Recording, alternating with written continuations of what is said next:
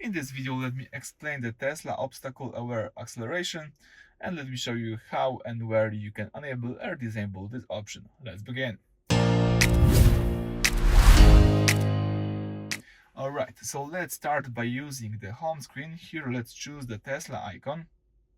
In the left down corner, choose here Autopilot and scroll down again. Here you can read the information about the autopilot, and you can also change some settings. For example, you can enable the obstacle aware acceleration. Let me enable this feature right here.